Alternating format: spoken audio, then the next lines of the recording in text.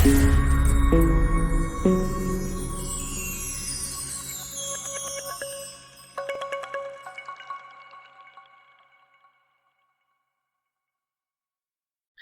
Student, आज हम पढ़ेंगे NIOS बोर्ड का subject Hindi, book first, chapter number 4 और चैप्टर का नाम है मीरा। अब मीरा इस पद में क्या कहती है, पद को पढ़ते हैं कि मैं गिरधर के घर जाऊं, गिरधर मारो साचो प्रीतम, देखत रूप लुभाऊं, रैन पड़े तभी उठ जाऊं, भोर बहे उठ आऊं, रैन देना वाके संग खेलूं, जूं त्यों वाह लुभाऊं, जो पहरावे सोई पहरूं, जो दे सोई खाऊं, मेरे उनकी प्रीत पुरानी, उन बिन पल न रहाऊं, जहां बिठावे तितही बैठूं, बेचे तो बिक जाऊं, मीरा के प्रभु गिरधर नागर, बार बार बलि जाऊं। अब इस पद में मीरा की समर्पण भावना व्यक्त हुई है। समर्पण भावना का अर्थ है कि मीरा का श्री कृष्ण के प्रति समर्पण ऐसा है कि वो अपनी इच्छा अनिच्छा, मान अपमान, रुचि अरुचि सब कुछ से मुक्त होकर के, हर किसी बात से मुक्त होकर के वो अपने आप को अपने आराध्य श्री कृष्ण के प्रति समर्पण करना चाहती है। अब अपने आराध्य के प्रति जब समर्पण होता है भक्त का, तो उसकी दशा क्या होती है कि उसको खुद की कुछ भी सुध बुध नहीं होती है। वो अपना मान अपमान, रुचि अरुचि से मुक्त हो जाती है। इसमें क्या होता है कि जो भक्त है वो स्व की भावना, स्व मतलब स्वयं, तो स्वयं की भावना से क्या हो जाता है, मुक्त हो जाता है। उसमें मैं की भावना नहीं होती है कि मेरा, मैं ऐसा लगना चाहिए, मेरी ये इच्छा है, मेरी ये अपमान हो गया, मेरा ये, ऐसा कुछ भी उसमें दोष नहीं होता है। वो अपने आराध्य के प्रति इतनी समर्पित हो चुकी है कि वो कह रही है कि मैं अपनी मैं की भावना से मुक्त हो गई हूँ। जैसे कबीरदास ने भी कहा है कि जब मैं था तब हरि नहीं, जब हरि है तो मैं नहीं। हरि का मतलब है परमात्मा से, कि जब हमारे जीवन में परमात्मा है, यानी हमने पूर्ण रूप से उसको समर्पित कर दिया है, तो जब हरि आ गया तो मैं नहीं, यानी मेरा अस्तित्व अब कुछ भी नहीं है। मैं जो हूँ अपने आराध्य के चलाए चलूंगी, जैसे उसको पसंद आएगा मैं वैसे ही करूंगी। तो अब इस पद का अर्थ देखते हैं क्या है कि मैं गिरधर के घर जाऊं। मीरा कहती है कि गिरधर यानी कि उसका जो आराध्य है श्री कृष्ण है, मैं उसके घर जाऊं, यानी कि उससे मिलने की वो इच्छा बता रही है। गिरधर मारो साचो प्रीतम, कि वो मेरा सच्चा प्रीतम है, मैं उससे अनन्य भक्त के रूप में मैं उसे प्यार करती हूँ। देखत रूप लुभाऊं, कि श्री कृष्ण का रूप सौंदर्य ऐसा है कि मैं उसके रूप को देख देख कर ही इतना खुश होती हूँ कि बार बार उससे मिलने की तड़प पैदा होती है। रैन पड़े तब ही उठ जाऊं, भोर बहे उठाऊं, कि रात होते ही मुझे उनसे मिलने का इतनी आतुरता होती है कि मैं उससे किसी भी हालत में मिलना चाहती हूँ, और भोर बहे उठाऊं, सुबह होते ही मैं उठ आती हूँ। अब यहाँ पर इसका भावार्थ ये है कि जब भक्त अपने प्रीतम से, अपने आराध्य से, अपने परमात्मा से मिलना चाहता है, तो उसको एक माहौल होना चाहिए, एक एकांत माहौल होना चाहिए। उस एकांत में वो अपने परमेश्वर से बातें करना चाहता है, उससे मिलना चाहता है, उससे प्यार करना चाहता है। इसीलिए यहाँ पे इन शब्दों का प्रयोग किया है कि रैन पड़े तभी उठ जाऊं, भोर बहे उठाऊं, कि रात होते ही यानी सन्नाटे में, शांतिपूर्ण वातावरण में मैं अपने परमात्मा, अपने आराध्य को प्राप्त करके उससे प्रेम करके प्रेम करना चाहती हूँ, और भोर बहे उठाऊं, सुबह होते ही मैं उठ आती हूँ। रैन देना वाके संग खेलूं, कि दिन रात मैं उसके संग यानी उसके साथ खेलती हूँ। जो जो वाही लुभाऊं, कि जो जो यानी जैसे जैसे उसको पसंद आता है, जो जो उसको पसंद आता है उसी तरह से उसको मैं लुभाऊं, यानी उसको मैं रिझाना चाहती हूँ, उससे प्यार करना चाहती हूँ। जो पहरावे सोई पहरूं। अब यहाँ पर भी समर्पण भावना बता रहे हैं कि जो मुझे पहनाएगा, जो मुझे पहनने के लिए देगा, मैं वही पहन लूंगी। जो दे सो खाऊं, जो मुझे खिलाएगा वो ही मैं खाऊंगी। मेरे उनकी प्रीत पुरानी, कि मेरी और श्री कृष्ण की, जो कि मेरा आराध्य है, उनकी, हम दोनों की जो प्रीत है वो पुरानी है। अब यहाँ इस पद में मीरा ने अपने पूर्व जन्म में, यानी कि पिछले जन्म में भी हम मिल चुके हैं, यानी कि श्री कृष्ण और मीरा का भक्त और आराध्य के रूप में संबंध स्थापित हो चुका है, उसकी ओर संकेत किया है यहाँ पर मीरा ने। तो इसीलिए कह रही है कि मेरी उनकी प्रीत पुरानी उणबिण पल न राहु, कि हम दोनों की प्रीत जो है, जो प्यार है, वो पिछले जन्मों से है, इसलिए उणबिण, उनके बिना एक पल भी रह नहीं सकती। जहां बिठावे तितई बैठूं, कि वो मुझे जहां भी बिठाए, जिस तरफ भी बिठाना चाहता है मुझे बिठा दे, मुझे कोई आपत्ति नहीं है, मेरी कोई इच्छा और अनिच्छा मैं प्रकट नहीं करूंगी, मैं वहीं बैठ जाऊंगी। और अगर वो मुझे बेचना भी चाहे, बेचे तो बिक जाऊं, अगर वो मुझे बेचना भी चाहे तो मैं सहर्ष बिक जाऊंगी। मीरा के प्रभु गिरधर नागर, कि मीरा कहती है कि हे मेरे प्रभु गिरधर नागर श्री कृष्ण, मैं बार बार तुम पर न्योछावर जाती हूँ। अपने आप को न्योछावर करने की बात कर रही है, क्योंकि यहाँ पे इस पूरे पद में मीरा ने अपने आप को अपने आराध्य के प्रति समर्पण कर दिया है। अब पद 2 पढ़ते हैं, उसमें मीरा क्या कहती है। मायरी महा लिया गोविंदा मोल, थे कयो छाणे मां कयो चोडे, लिया बजंता डोल, थे कयो मांगो मां कयो सस्तो, लियारी तराजू तोल, तणवारा महा जीवन वारा, वारा अमोलक मोल, मीरा के प्रभु दर्शन दीजो, पूरब जन्म को कौल। अब यहाँ पर मीरा ने अपने प्रेम संबंध को बड़ी दृढ़ता और साहस के साथ प्रस्तुत किया है। बड़े साहस से कह रही है कि हे सखी, तुमने जो कुछ कहा है मैं उसके पक्ष में कहना चाहती हूँ।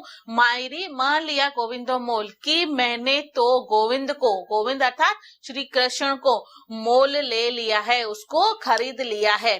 थे कयो छाणे मां कयो चौड़े, लिया बजंता डोल, कि तुम कह रहे हो कि मैंने अपने प्रेम संबंध को छुप करके स्थापित किया है, लेकिन मुझे किसी के से भी छुपाने की जरूरत नहीं है। मुझे अपने प्रेम को, अपने आराध्य के प्रति जो प्रेम है उसको छुपाने की आवश्यकता नहीं है। मैंने तो डोल बजा बजा कर, अर्थात मैंने तो सबके साथ खुलेआम श्री कृष्ण के प्रति अपने प्रेम संबंध को प्रकट किया है। थे कयो मांगो मां कयो सस्तो, कि तुम कहते हो कि ये जो सौदा है ये बहुत महंगा है, पर मैं कहती हूँ कि मेरी नजर में ये सौदा बहुत सस्ता है। लियारी तराजू तोल, कि मैंने इस सौदे को जब किया है तो बड़े सोच समझ के, तराजू तोल अर्थात बड़े सोच समझ के मैंने इस सौदे को किया है। अब हम यहाँ बता रहे हैं कि महंगा और सस्ते से क्या मतलब है, क्या महंगा क्या सस्ता। अब ये कह रही है कि तुम्हारी नजर में, अपनी सखियों को कह रही है कि तुम्हारी नजर में ये सौदा जो है महंगा है, क्योंकि मैंने इस सौदे के, यानी कि प्रेम संबंध स्थापित करने के पक्ष में मैंने क्या किया है, अपने जो सगे संबंधी हैं, जो लोग हैं, जो सामाजिक लोग हैं, जो सामाजिक मेरी प्रतिष्ठा है वो खत्म हो चुकी है। मैंने लोगों की लांछन और सगे संबंधियों की ताड़ना को सहा है। तो वो तुम्हारी दृष्टि में अधिक हो सकती है, लेकिन मेरी दृष्टि में मेरे श्री कृष्ण को पाने के अगर तुलना करें तो मुझे ये सौदा जो है बहुत सस्ता लगा है, क्योंकि मेरी नजर में इनका कोई मूल्य नहीं है। जो सगे संबंधियों की ताड़ना है, लोगों की लांछन है, वो अगर मुझ पर लगती है, मेरे ऊपर अगर उंगली उठती है, और उसके अलावा मुझे श्री कृष्ण का प्रेम मिलता है, उनका अगर आराधना करने का मौका मिलता है, तो ये सौदा मेरे लिए बहुत सस्ता है। लियारी तराजू तोल, मैंने ये बहुत ही सोच विचार के, सोच समझ के मैंने ये सौदा किया है। तणवाणा महा जीवन वीणा, वारा अमोलक मोल, कि जब मेरे साथ श्री कृष्ण का प्रेम संबंध स्थापित हो गया, उसने मुझे भक्त के रूप में अगर स्वीकार कर दिया है, तो यह जो सौदा है ये अमोलक है। यानी कि श्री कृष्ण की जो वैल्यू है, जो उसका मूल्य है, वो मेरे नजर में बहुमूल्य है। इसका मोल अगर मुझे ये चुकाना पड़ता है तो मुझे कोई अतिशयोक्ति नहीं है।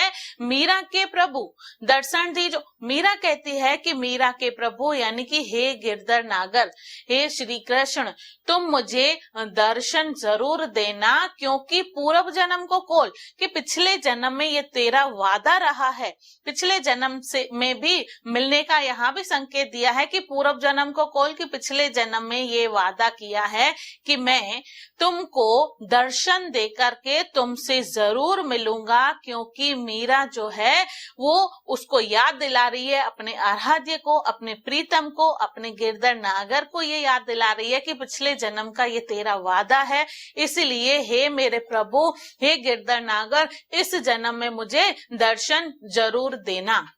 अब पद 3 पढ़ते हैं। यहाँ पर मीरा कहती है, सखी मारी नींद नसाणी हो, पियरे पंथ निहारत सब रैण बिहाणी हो, सखियन सब मिल सीख दया मण एक अणा मानी हो, बिन देखिया कल न पड़ा मन रोसणा ठानी हो, अंतर वेदन विरह की मारी पीड़ अणा जानी हो, जू चातक घणकू मछरी ज्यो पानी हो, मीरा व्याकुल विरहणी सुध बुध बिसरानी हो। अब यहाँ पर मीरा अपने प्रेम वियोग यानी कि अपने प्रेम में जो उसको पीड़ा हो रही है, यानी कि अभी तक वो वियोग में बैठी हुई है, यानी श्री कृष्ण से मिलने की जो उसकी तड़प है, यानी अभी तक उसमें इतना वियोग है कि वो अब अपनी पीड़ा को सहन नहीं कर पा रही है। तो वो यहाँ इस पद में प्रकट कर रही है कि सखी मारी नींद निशानी हो, कि मैं श्री कृष्ण यानी अपने आराध्य से मिलने के लिए इतनी आतुर हूँ, इतनी व्याकुल हूँ, उनकी विरह वेदना कर रही हूँ, उनसे बिछड़ने का मुझे इतना दुख है कि मारी नींद नसानी हो, कि मेरी नींद, मुझे पूरी रात नींद ही नहीं आ रही है, मेरी नींद ही खो चुकी है, खत्म हो चुकी है। मैं क्या कर रही हूँ, उनके विरह में, उनकी याद में बैठी हुई हूँ। पियर पंथ सब रैण बिहानी हो, कि उनका मैं पंथ यानी उनकी मैं राह देख रही हूँ और मैं सब कुछ क्या कर रही हूँ, भूल जा रही हूँ, सारी सुध बुध खो बैठी है। सखियों ने सब मिल सीख दिया, कि सारी सखियों ने मिल करके मुझे सीख दी थी, मुझे सिखाया था, सारी सहेलियों ने मुझे समझाया था। क्या सीख दी थी, मरना एकड़ा मानी हो, पर मेरे मन ने उनकी एक भी नहीं मानी।